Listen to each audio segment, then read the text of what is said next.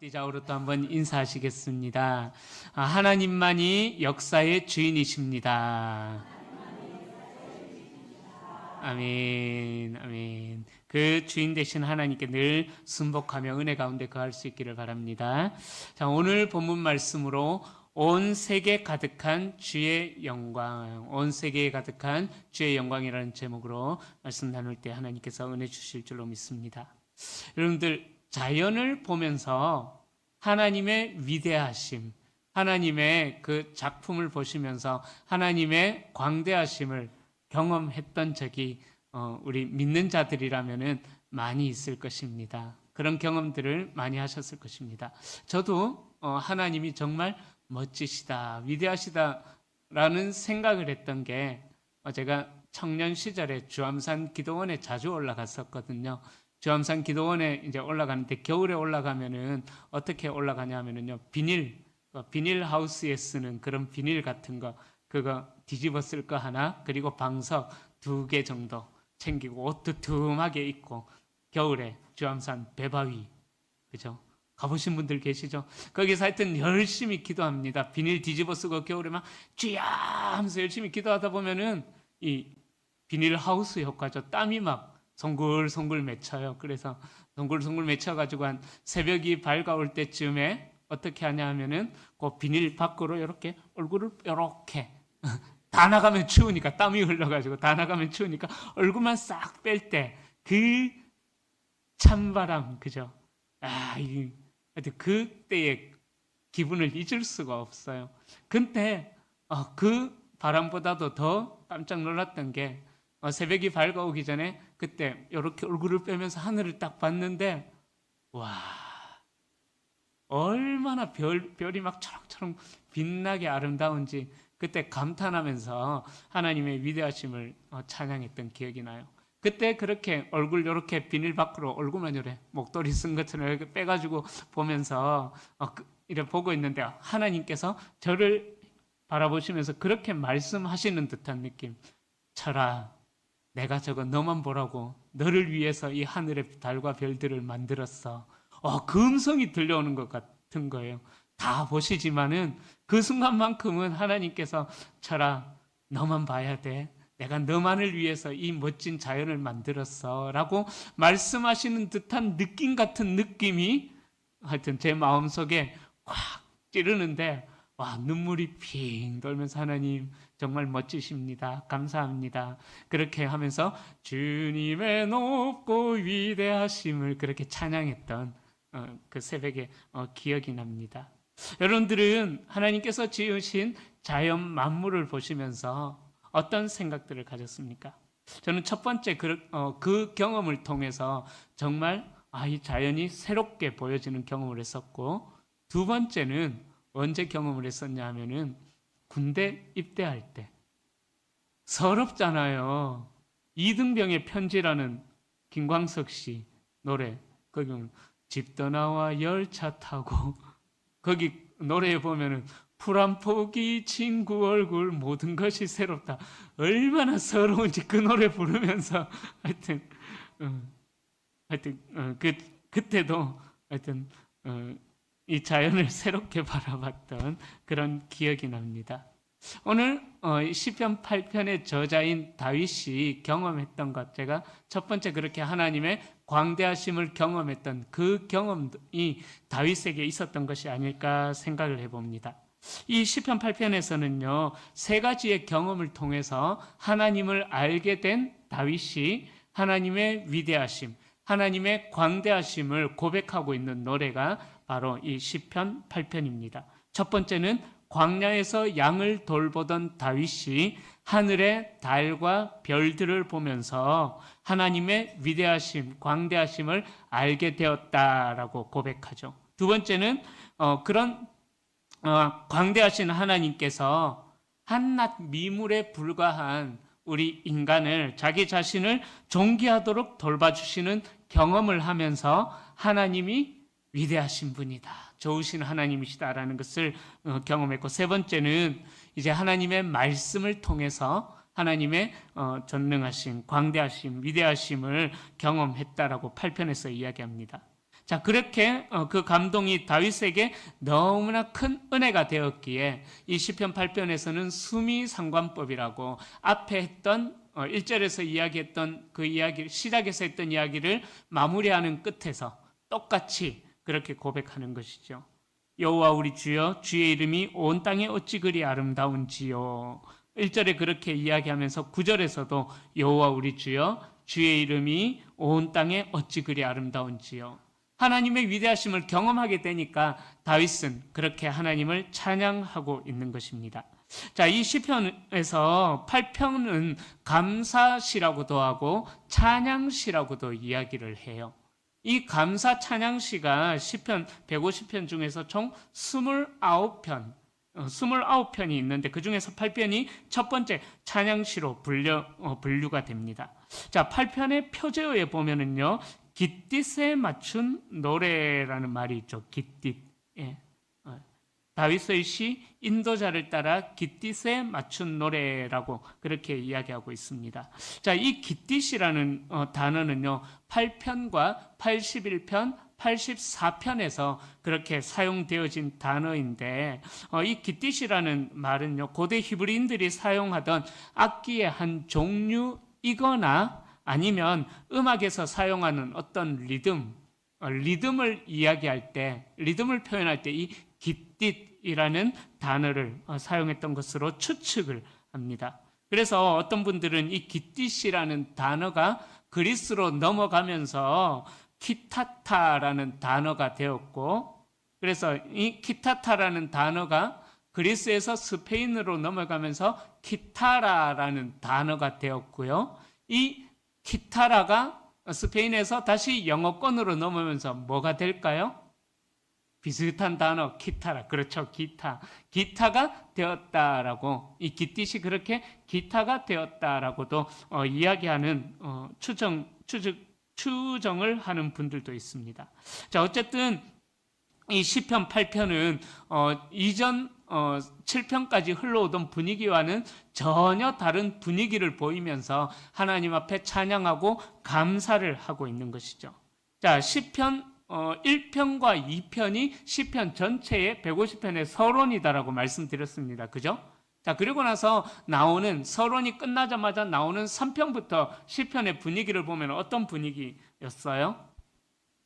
회개, 탄식, 탄원, 이런 암울한 분위기, 어두운 분위기, 무거운 분위기로 이 시편이 계속 쭉 이어왔었잖아요. 그죠? 그런데 이 8편에서는 분위기가 완전히 이제 뒤바뀌면서 시편 8편에서는 완전히 상반된 그런 분위기로 다윗이 하나님을 찬양하는 모습을 보여주고 있습니다. 아까 말씀드렸던 대로 이 시편 8편은요, 수미상관법으로 처음과 끝이 똑같은 그 표현을 사용하면서 다윗이 노래하고 있는 것이죠. 동일한 찬양으로 시작해서 동일한 찬양으로 마치고 있는 것을 볼 수가 있습니다. 8편에서 시인은 온 땅에 넘치는 하나님의 권능과 위엄을 찬양하고, 그 여호와 하나님의 이름이 권능에 있고 위엄에 차 있다는 고백의 근거는 단순히 이 세계가 아름답다, 피조물 세계가 아름답다라는 그 사실에만 있지 않다라는 거죠. 이 시편 8편에서는 그 아름다운 피조 세계에 통치하시고 다스리시는 하나님의 위엄을 이 시편 8편에서 다윗이 고백하며 찬양하고 있다라는 것입니다. 이제 구체적으로 살펴보겠습니다. 이 시편 8편은요, 5개의 연으로 구성이 되어져 있어요. 1절이 1년인데요. 1년에서 시인은 하나님의 이름을 찬양합니다. 그는 자신이 찬양하는 하나님의 이름을 여호와라고 부르면서 이 시편 8편의 문을 엽니다. 시인이었던 다윗은 여호와 하나님을 우리 주라고 고백하고 있죠. 자, 1절에 보면은 하나님의 아름다우심에 대하여서 찬양하는데, 여기에서 아름답다로 번역된 아따르는 어떤 눈으로 보이는 미적 아름다움을 의미하는 것이 아닙니다. 바로 이 아따르라는 이 단어는요, 권능으로 임하는, 그리고 위엄 있는 모습으로 임할 때에 그 위엄을 경험한 자들이 고백하는 그 아름다움. 그러니까 하나님의 위대하심을 경험한 자들이 고백하는 아름다움을 1절에서 아따르라는 아름다움이라는 단어로 그렇게 사용하고 있다라는 거죠. 그러니까 시인은 단순히 자연을 바라보면서 아름답다라고 그렇게 찬양했던 것이 아니라 온 땅의 권능과 위엄을 가진 모습으로 드러나는 하나님의 그 위엄을 여호와 우리 주여 하면서 그렇게 찬양하고 있다라는 것이죠. 이 다윗은 여호와 하나님의 이름을 부르면서 그 하나님의 권능이 얼마나 위대한지, 그 하나님의 권능이 얼마나 위엄 있는 모습인지 노래하고 있는 것이죠. 자, 두 번째로 이어는 1절부터 2절인데요. 하나님께서 이 땅에 어떻게 역사하시는가, 그 하나님의 역사하심의 방법에 대하여서 또 찬양하고 있습니다. 이 하나님의 역사하심에 대한 역사하심의 방법에 대한 찬양은 1절에서 근거를 하고 있는 것이죠. 자, 시인은 2절부터 보면은요, 1절에서 계속 보면은 하나님의 영광이 하늘을 덮었다라고 말하면서 주의 영광이 하늘을 덮었나이다라고 말하면서 2절에 가면은요, 대적과 원수들을 대하시는 하나님의 방법을 서술하고 있어요. 그 2절의 주의 대적들은 어떤 자들이냐면은 하나님의 다스림, 하나님의 주권을 거부하는 자들. 사무엘 상에 가면은 엘리의 아들들을 두고 이야기하기를, 홈니와 비나스를 두고 이야기하기를 그때 불량자다라고 이야기를 하거든요. 그 불량자라는 단어의 의미가 뭐냐 하면은 하나님을 대적하는 자, 배교하는 자, 무가치한 자, 우리말로 이야기하자면은 생양아치. 하여튼 그렇게 불량자라는 단어의 의미가 그렇거든요. 그렇게 엘리의 두 아들이었던 홈니와 비느하스를 그렇게 표현하고 있는데, 오늘 본문에서도 뭐 같은 단어는 아니지만 비슷한 개념으로 이 주의 대적들을 그렇게 표현하고 있어요. 바로 하나님의 다스리심을 거부하는 자들, 온 땅을 통치하시는 하나님의 주권을 인정하지 않는 자들, 이들이 대적들이다라는 것입니다. 자, 그래서 이 자들이 등장하면서 대조적으로 또 누가 등장하냐 하면은 어린아이와 젖먹는 자들이 또 계속해서 등장하죠. 자, 이 어린아이와 젖먹이는요, 바로 하나님의 영광과 하나님의 은혜의 손길 없이는 살아갈 수가 없는 자들, 앞에서 주를 대적하는 자들과는 전혀 상반된 그런 자들을 의미하는 것입니다. 그런데 하나님께서는 그런 연약하고 힘도 없고 보잘것없는 그런 어린 아이들과 같은 자들을 사용하셔서 주를 대적하는 그 불량자들, 그들을 대적하는 자로 하나님께서 사용하신다라는 거예요. 그 어린아이와 젖먹이들을 통해서 하나님의 권능을 나타내셔서 주의 원수들을 대적하시고 주의 원수들을 보복하신다라고, 다윗이 고백하는 하나님이 그런 하나님이다라는 것을 이야기하고 있습니다. 이것은 우리의 일반적인 상식을 뛰어넘는 하나님의 방법인 것이죠. 세상은 어떻습니까? 세상은 강한 자가 약한 자를 억압하면서 지배하는 것이 세상의 방식입니다. 그러나 하나님 나라의 방식은 오히려 강한 자들이 약한 자들에 의해서 지배를 당할 것이다. 약한 자들을 통하여서 하나님의 권능이 나타남으로써 강함이 무너지고 약함이 하나님의 강함을 드러내는 통로가 될 것이다 라고 성경에서는 고백하고 있지 않습니까? 바로 오늘 이 시편 8편에서 그것을 이야기하는 거예요. 어린아이와 젖먹이들이 연약하기 때문에 무시당하기 쉽고, 그죠? 또 그렇게 철저하게 무시당하기가 쉽지만은, 그러나 하나님께서는 그 연약한 자들을 귀하게 여기셔서 그 연약한 자들의 고백을 통하여서 하나님의 강하심을 드러내신다라는 것입니다. 다시 말씀드리자면은 어린아이처럼 겸손하게 매 순간 하나님을 의지하는, 세상 사람들이 보기에는 미련하다 싶을 정도로 철저하게 겸손하게 하나님만을 의지하는 자들을 통하여서 이 세상의 강함을 완전히 무너뜨리신다라는 것이죠. 우리 인간의 역사를 보면 그렇습니다. 조금만 힘이 있다고 생각하면은 그 타인을 지배하기 위해서 힘을 쓰고 폭력을 동원하는 것, 그것이 이 세상의 문화죠. 그러한 자들이 성경에서 언제부터 나타나냐 하면은 가인 이후로, 성경에서 이제 아벨이 가인에 의해서 죽임을 당하고 나서 두 계열의 사람들이 나와요. 첫 번째 계열은 셋 계열의 사람들, 아벨 대신에 주신 셋 계열의 사람들이 하나님을 예배하는 사랑의 공동체, 거룩한 공동체로서 그 족보를 이어가고, 그리고 나타나는 두 번째 계열이 뭐냐 하면은 바로 가인 계열의 사람들이에요. 이 가인 계열의 사람들은 어떤 자들이냐 하면은 힘과 폭력으로 이 세상을 통치하는, 그래서 바벨론과 같은 그런 바벨탑과 같은 그런 성읍들을 세우면서 자신의 힘을 과시하려는 그런 자들이 등장하게 됩니다.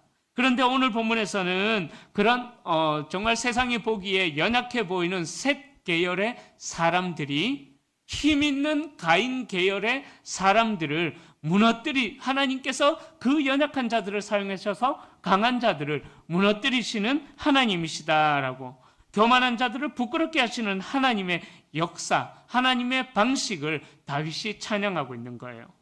자, 그리고 세 번째로 3년은 3절부터 4절이 3년인데요. 이 3년에서는 인간을 하나님께서 왜 돌봐주시느냐.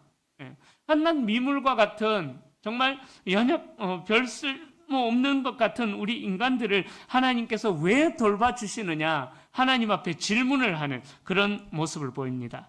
자, 그래서 이 다윗은 먼저 하나님을 우러러보죠. 하늘을 향하는 시선으로 하나님께서 지으신 하나님이 손가락으로 지으신 그곳에 베풀어 두신 달과 별들을 바라봅니다. 자, 그래서 하나님이 만드신 세계를 바라보면서 감탄하는데, 다윗은 하나님께서 말씀으로 창조하신 그 사건을 노래하면서 3절에서 주의 손가락으로 지으셨다라고 고백하죠.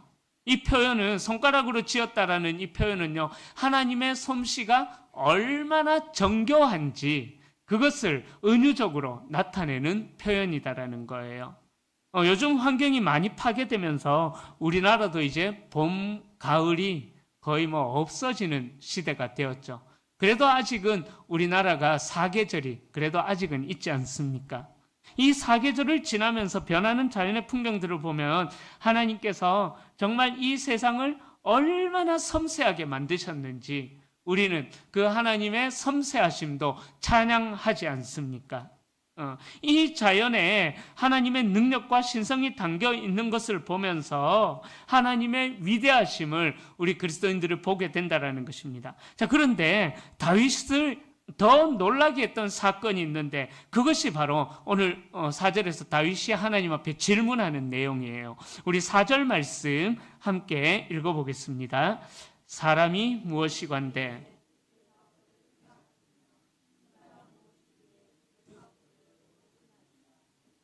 아멘. 자, 하나님께서 창조하신 자연 만물을 바라보면서 달과 별들을 바라보면서 감탄했던 다윗은 이제 그 관심을 사람에게로 가져옵니다.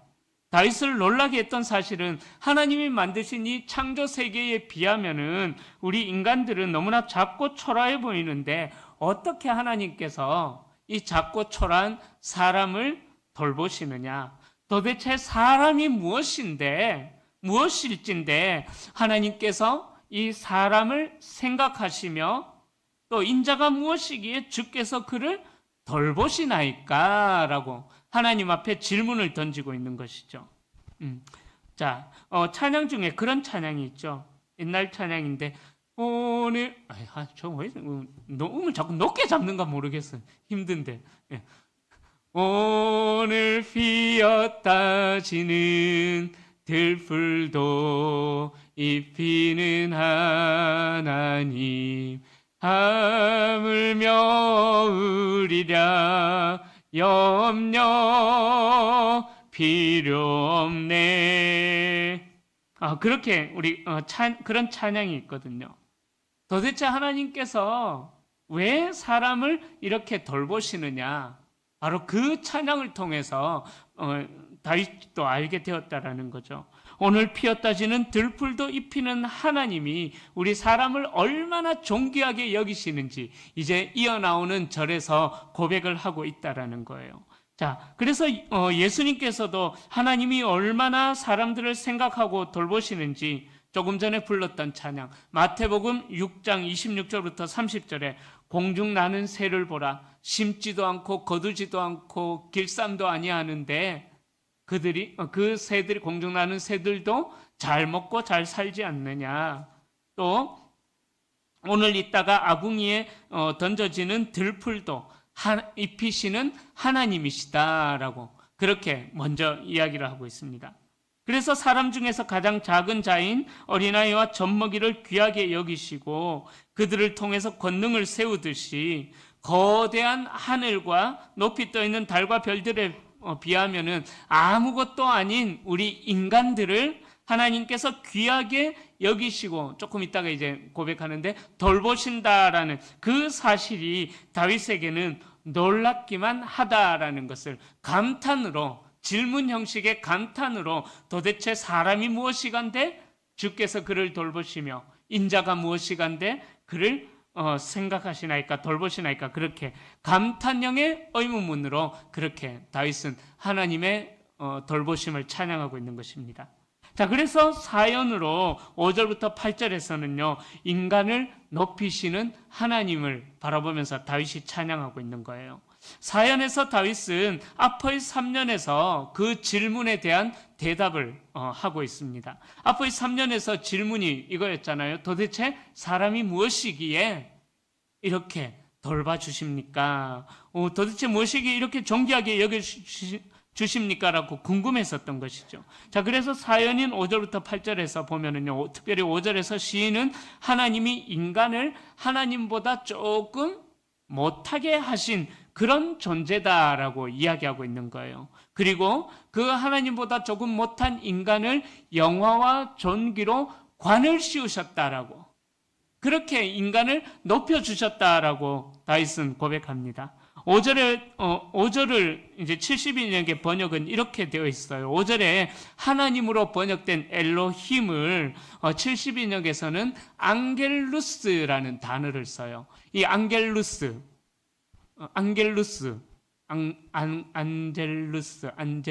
엔젤리누스. 뭐 많이 들어본 거 같죠? 그죠? 무슨 의미일까요? 그쵸, 천사, 앙겔루스. 엔젤리너스가 이 앙겔루스에서 나왔거든요. 그래서 천사들. 그러니까 이 엘로힘, 72년에서는 하나님으로 번역된 엘로힘을 앙겔루스, 천사들이라는 단어를 사용하고 있어요. 그리고 조금이라고 번역된 메아트라는 단어도 잠시, 조금, 오늘 성경에 나와 있는 메아트를 잠시 조금이라고 72년에서는 그렇게 번역하고 있습니다. 그래서 72년을 토대로 이 구약 본문을 인용하는 히브리서 2장 7절에서는요, 이렇게 이야기해요. 그를 잠시 동안 천사보다 못하게 하시며, 천사보다 더 존귀한 존재들이 인간이었는데 히브리서에서는 잠시 동안만 천사보다 못한 존재로 만들었다라고 그렇게 말씀하고 있는 것이죠. 자, 이러한 번역은요, 72년 번역자들이 가졌던 신학적인 이해를 반영하고 있습니다. 70인의 번역자들은 사람이 하나님과 비교되는 것, 그것이 적절치 않다라고 생각했어요. 당시 구약시대 율법학자들은요, 구약 율법학자들은 성경을 읽다가 하나님, 여호와라는 단어가 나오면은 그 단어도 감히 우리 더러운 인간이 그 여호와라는 이름을 어떻게 우리 입에 올릴 수 있겠느냐.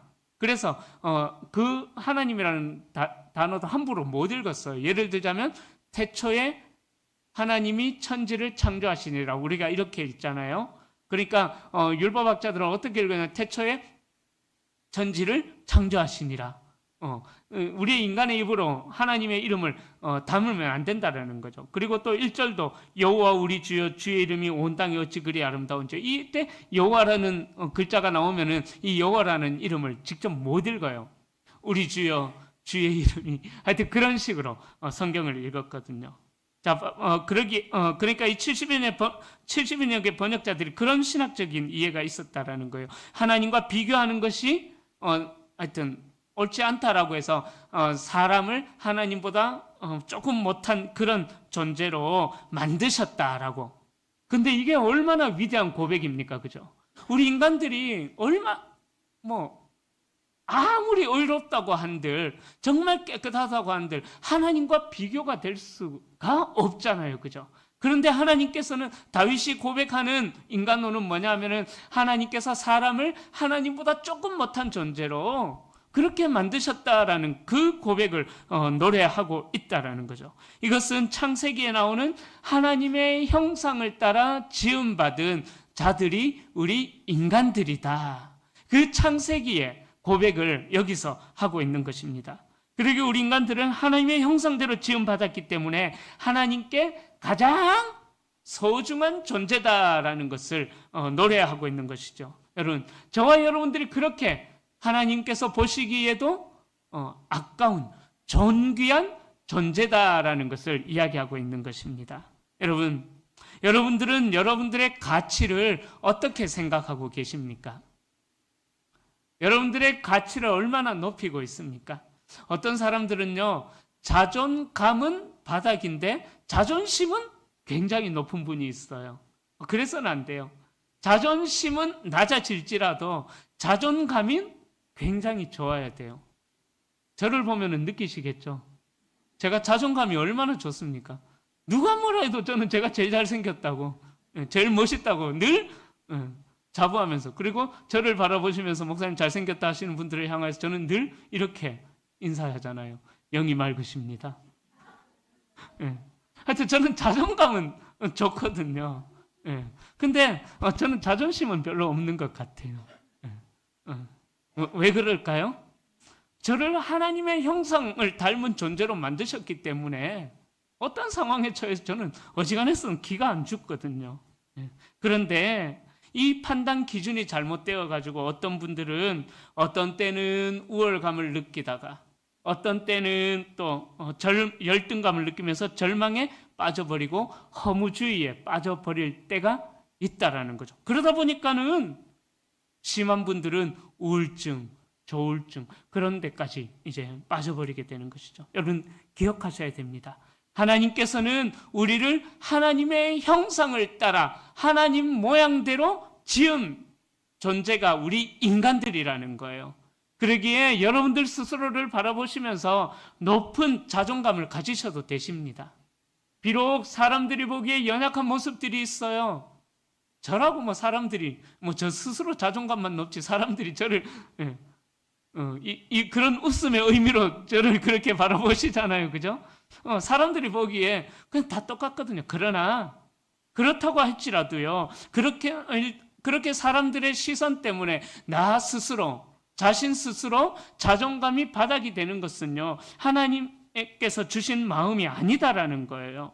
그래서 이 시편 8편에서는 하나님의 형상대로 창조받은 인간들이 얼마나 존귀한 존재인지를 분명하게 알려주고 있는 거예요. 그러기에 여러분들 서로가 서로를 존귀하게 대할 수 있기를 축복합니다.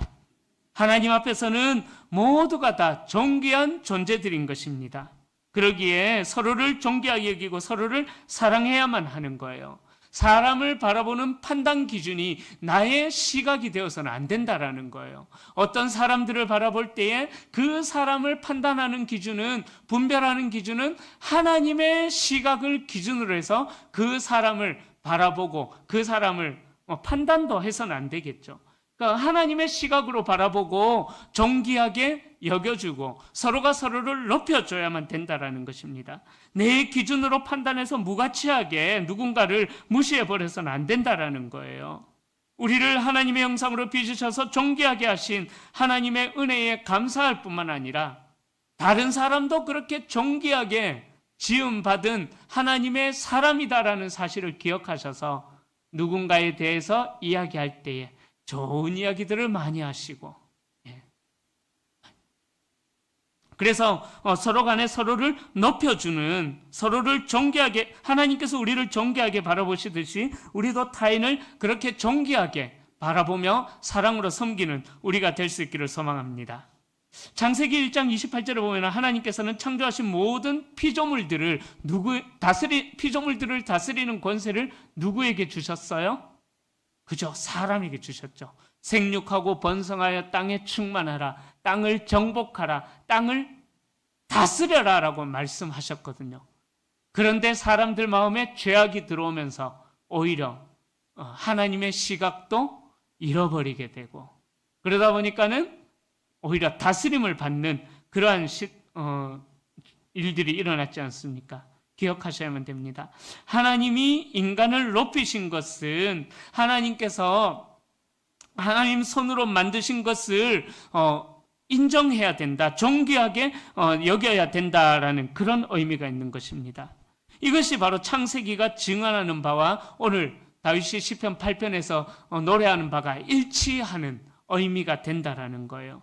자, 그렇게 사람은 하나님께서 만드신 피조물의 대표가 되어서 하나님을 대신해서 이 땅을 대리 통치자로 다스리는 존귀한 존재가 되었다라는 거예요. 저와 여러분들이 이 땅을 다스리는, 우리의 모습과 상관없이 하나님의 존귀한 영상이 우리 안에 있고 그 하나님의 존귀한 영상이 이 땅을 다스리는 권세로 우리에게 나타나야 된다라는 것입니다. 그러기에 내 생각이 중요한 것이 아니고 그 사람의 환경이 중요한 것이 아니에요. 하나님께서 사람에게 주신 존귀한 존재의식과 사명의식이 우리에게 있어야 된다라는 거죠. 자, 이제 마지막으로 9절 오연이죠. 이 마지막 다윗은 이 마지막 오연에서 다시 한 번 더 수미상관법으로 여호와 하나님의 이름을 찬양하면서 시편을 마무리합니다.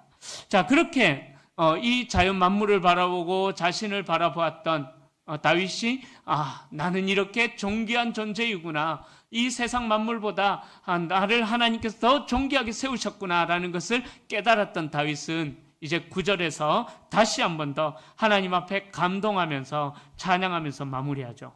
여호와 우리 주여, 주의 이름이 온 땅에 어찌 그리 아름다운지요. 1절의 느낌과는 다른 느낌이 이제는 여러분들에게 느껴져야 합니다. 8편에서 다윗은 창조주 하나님이 자신을 존귀하게 여겨주시니까 그 기쁨과 감격 속에서 다시 하나님을 찬양하면서 자신의 고백을 마무리해요. 이 오연인 9절은요 1절과 동일합니다. 하나님을 찬양하는 고백으로 시작했던 다윗은 하나님을 찬양하는 고백으로 마무리되어진다라는 거예요. 그러기에 반복한다라는 것은 강조하는 의미가 있는 것이죠. 그리고 두 번째 반복은 더 힘있는 강조가 되고 있다라는 거죠. 자, 그래서 1절과 9절을 보면은 하나님이 사람을 존귀하게 여기고 계심을 깨달은 성도의 삶이 어떠해야 되는가, 1절과 9절을 통해서 우리는 깨달아야 하는 거예요. 어떻게 해야 되느냐? 수미상관법이라고 말씀드렸어요. 그죠? 그러니까 하나님의 돌보심 아래, 1절에서 하나님의 돌보심 아래 거하는 인생이라는 사실을 깨닫는 성도는요, 바로 하나님을 찬양함으로 그의 인생이 시작되어져야 되고, 수미상관법, 하나님을 찬양함으로 그의 인생이 마무리가 되어져야 된다라는 것을 이 시편 8편에서 이야기하고 있는 것입니다. 하나님의 이름은 온 땅 가운데 찬양받기에 합당하신 이름이다라는 거예요. 그분의 이름을 찬양하는 것은 하나님이 사람에게 주신 특별한 은혜인 것입니다. 그러기에 우리는 상황에 따라 좌우되는 것이 아니라, 상황에 따라 어떤 때는 하나님을 찬양하고 어떤 때는 하나님을 원망하는 것이 아니라, 그것을 반복하면서 살아가는 자들이 아니라 온 세상에서 찬양받기에 합당하신 하나님을 우리의 상황과 상관없이 찬양하면서 살아가는 우리 성도님들이 될 수 있기를 축원합니다. 수미상관법 기억하셔요. 하나님을 찬양하는 인생으로 시작했다면은 하나님을 찬양하는 인생으로 마무리가 되어져야 된다라는 것. 시편 1편과 150편이 어찌 보면은 수미상관법이에요. 복 있는 사람은 어떠한 자들인가, 1편이 그렇게 닫혀지는 것처럼 시편 이 8편도 찬양하는 인생은 찬양하는 인생으로 마무리되어져야 된다는 것을 이야기하고 있습니다. 그러기에 우리를 존귀하게 세워주신 하나님의 이름을 날마다 찬양하면서 그 하나님으로 인하여 날마다 승리하는 삶을 살아가시는 우리 모든 성도님들이 다 되시기를 예수님의 이름으로 축원합니다.